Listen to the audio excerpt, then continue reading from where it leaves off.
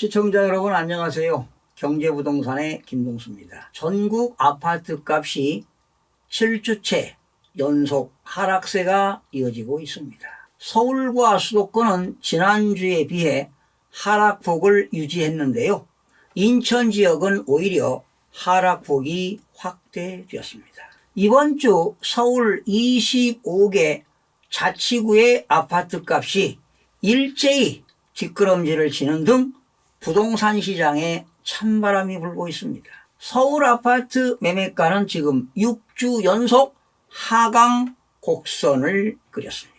고금리와 경기 침체로 부동산 프로젝트 파이낸싱 리스크가 부각되면서 매매 심리 위축 속에 지역별 선호 단지에서 일부 급매 거래가 이루어진 영향으로 풀이가 됩니다. 국토교통부 실거래가 공개 시스템에 따르면요, 송파구 잠실동 아시아 선수촌 아파트 전용면적 178.325 제곱미터는 작년 12월 15일 43억 1천만 원에 손바뀜했습니다. 지난해 11월만 해도 같은 면적 아파트가 48억 5천만 원에 거래가 됐습니다. 불과 한 달 사이에 5억 4천만 원이 내린 가격에 거래가 된 것입니다. 이 아파트가 2017년 5월에 거래된 금액이 같은 면적 21억 5천만 원에 비하면요, 가격 차이가 더블 스코어입니다. 너무 비싸지 않았습니까? 그동안 얼마나 많이 올랐습니까? 앞으로 계속 더 떨어져야 한다고 보는 것입니다. 10일 정부가 재개발, 재건축 규제 완화와 부동산 시장 부양책을 발표했습니다. 준공 30년이 지난 노후주택은 안전진단 없이 재건축에 착수할 수 있게 됩니다. 이렇게 되게 되면 사업기간이 지금보다 최대 6년이 단축되고요. 2027년까지 전국에서 95만 채의 재개발과 재건축이 가능한 것으로 정부는 추산하고 있습니다. 소형 빌라와 오피스텔, 지방에 준공 후 미분양 주택을 구입하게 되면 세금을 감면해주고 다주택자에 대한 중과세 제도도 폐지하겠다고 했습니다. 그러나 국회 문턱을 통과해야만이 되는 것입니다. 1월 10일 공급 대책의 핵심은 정비 사업을 활성화해 도심 내 신규 주택 공급을 늘리겠다는 것입니다. 재건축 사업의 첫 관문이던 안전진단은 사업 시행 인가 전까지로 미뤄져 정비 사업의 초기 속도가 빨라지게 됐습니다. 그래서 1기 신도시 정비 사업은 현 정부 임기 내 착공해서 2030년 첫 입주를 할 수 있도록 공급 시간표를 앞당긴 것입니다. 국회의 협조도 관건입니다. 안전진단 시점을 늦추고 조합 설립 시기를 앞당기는 등 재건축 이렇게 절차를 조정하려면 도시 및 주거환경정비법을 국회에서 개정시켜야 하는 관문을 통과해야 하는 것입니다. 정부가 총선을 앞두고 부동산 규제 완화 정책을 쏟아내면서 투기 심리를 자극할 수 있다는 점도 우려스러운 일입니다. 부동산 시장의 왜곡을 막기 위해 불합리한 규제는 합리화하겠지만 그렇다고 규제를 한꺼번에 완화하게 되면 자칫 집값 불안의 요인이 될까 염려스럽습니다. 여러 지역에서 재건축 사업이 한꺼번에 몰리지 않도록 순차적인 공급 전략을 준비해야 할 것입니다. 부동산 전체 시장의 안정을 고려한 거시적이고 합리적인 부동산 정책이 수립되기를 기대해 보면서 주택가격 동향 살펴보겠습니다. 2024년 1월 2주입니다. 기준은 1월 8일이 되겠는데요.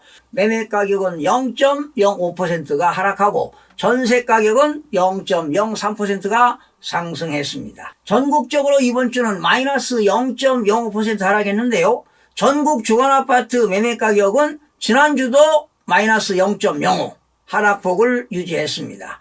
수도권은 지난주 마이너스 0.06, 이번 주도 마이너스 0.06, 서울도 지난주 마이너스 0.04, 이번 주도 마이너스 0.04, 지방도 지난주 마이너스 0.04, 이번 주 마이너스 0.04, 모두 하락폭을 유지했습니다. 5대 광역시도 지난주 마이너스 0.05, 이번 주도 마이너스 0.05, 그러나 세종시는 지난주 마이너스 0.03에서 이번 주 마이너스 0.09로 하락폭이 확대되었고요. 8개도는 지난주 마이너스 0.03, 이번 주 마이너스 0.02로 하락폭이 축소가 되었습니다. 시도별로 살펴보니까요. 대구는 마이너스 0.10%, 세종은 마이너스 0.09, 부산 마이너스 0.07, 경기 마이너스 0.07, 제주와 경남 마이너스 0.05, 인천 마이너스 0.04 등을 하락했고요. 충북은 0.06 보합입니다. 충남도 0.00 보합, 그리고 대전만 0.01%가 상승했습니다. 서울은 지난주 0.04, 이번 주도 0.04로 하락폭을 유지했는데요. 불확실한 금융 상황 및 부동산 경기 위축 우려로 매수 관망세가 길어지는 가운데 매물 가격 하향 조정이 점진적으로 진행 중이고요.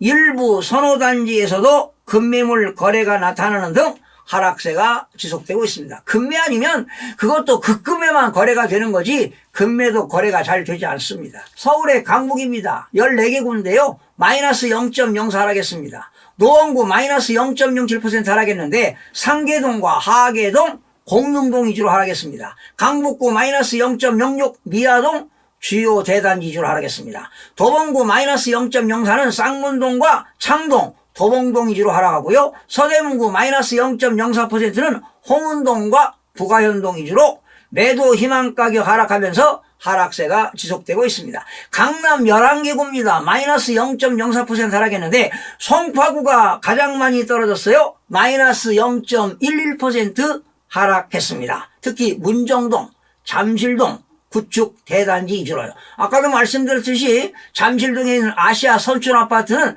한 달도 안 돼서 5억 이상이 떨어졌습니다.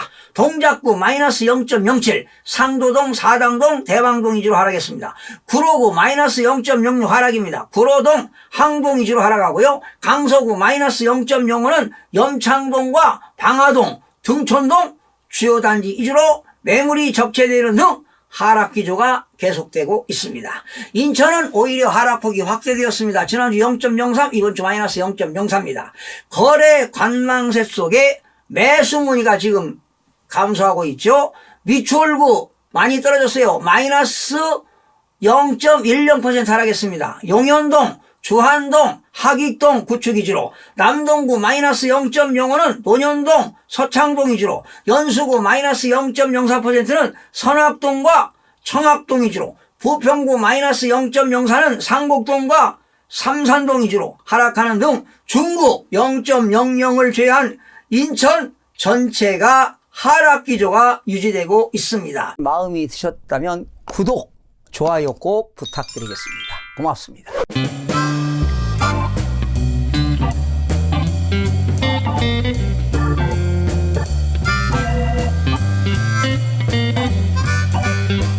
경기 마이너스 0.07 하락했습니다. 지난주하고 똑같네요. 과천시는 소폭 올랐습니다. 0.06% 올랐는데 재건축과 이슈지역 위주로 저가 매물이 소진되면서 소폭 상승했습니다. 오산시 많이 떨어졌어요. 마이너스 0.22% 하락했습니다. 지곡동, 원동 주요 단지 위주로. 광주시 마이너스 0.17% 하락했습니다. 입주 물량 영향이 있는 신현동과 양벌동 위주로 하락했어요. 서울, 성남, 분당구도 많이 떨어졌어요. 마이너스 0.17% 하락했는데 야탑동과 임해동, 금곡동 위주로 하락했습니다. 중원구도 많이 떨어졌어요. 마이너스 0.16%, 상대원동, 성남동, 원도심 위주로. 고양, 일산 서구도 많이 떨어졌어요. 마이너스 0.14% 하락했는데 과자동과 주엽동, 탄현동 위주로 하락이 되었습니다. 대구 지난주 마이너스 0.07인데 이번 주 마이너스 0.10%로 하락폭이 상승되었습니다. 서구 많이 떨어졌어요. 마이너스 이번 주에 0.25% 하락했습니다. 중리동과 내당동 위주로 중구도 마이너스 0.17, 대봉동, 남산동, 준신축 위주로 달서구 마이너스 0.13, 이곡동과 상인동 구축 및 대단지 위주로 하락했습니다. 부산은 지난주 마이너스 0.06, 이번 주 마이너스 0.07, 동구 마이너스 0.14는 수정동과 과천동 구축 위주로 수영구 마이너스 0.13 거래량이 감소되고 지속되면서 망미동과 광안동 위주로 하락했습니다. 부산 진구 마이너스 0.12%는 범전동과 계금동 위주로 하락이 되었습니다. 세종시 지난주 마이너스 0.0, 이번 주 마이너스 0.09 하락폭이 확대되었습니다. 고운동, 나성동, 아름동 위주로 매매 수요가 감소하면서 하락이 되었습니다. 팔계도 지난주 마이너스 0.03, 이번 주 마이너스 0.02. 제주입니다. 지난주 마이너스 0.03, 이번 주 마이너스 0.0으로 하락폭이 확대되었는데요. 제주시 마이너스 0.05는 이동, 노현동 위주로, 서귀포시 마이너스 0.02는 동흥동, 중소형 규모 위주로 하락이 되었습니다. 여러분, 지금 금융시장 상황이 불확실합니다. 그리고 경기도 위축되고 있잖아요. 이런 가운데 매수 관망세가 길어지고 있습니다. 그러니까 매도인들은 안 팔리니까 급매로 내는 겁니다. 그런데 매수인들은 급매도 안 사요. 급매만 사겠다는 거 아니겠습니까? 그런 상황에서 정부는 늘 스폰지 게임 합니다. 규제 완화, 규제 강화, 완화, 완화 하는 겁니다. 정부가 어제죠. 1월 10일 부동산 대책을 발표했지만 지금 고금리 장기화합니다. 오늘 한국은행이 기준금리를 3.5%로 동결시켰는데요.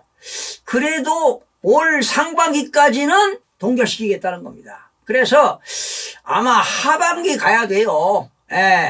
7, 8, 9, 10 하반기 가야 금리가 인하되는데 그렇게 쉽게 인하되지 않습니다. 지금 미국하고 기준금리 차이가 2% 아니겠습니까? 그런데 미국의 연방준비제도도 상반기까지는 그냥 고금리로 가겠다는 거 아니겠습니까? 그래서 이러한 지금 고금리가 장기화되고 있고 지금 경기가 악화되고 있잖아요. 지금 경기 침체가 이루어지고 있는데 주택가격 하락세는 계속 이어질 것으로 보입니다. 지금 전반적인 가격 하락 속에 일부 선호단지에서만 급급매 거래가 나타나고 있고요.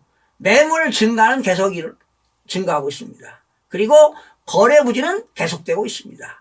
서울 부동산 정보 광장에 따르면요, 지난해 10월입니다.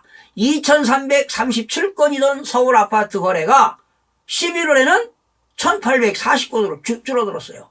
그리고 지난달 12월에는 1,442건으로 감소세를 보이고 있는데 아마 올해 들어서 1월 달에도 급급매만 거래가 되기 때문에 거래량이 소폭 줄어들 것으로 보입니다.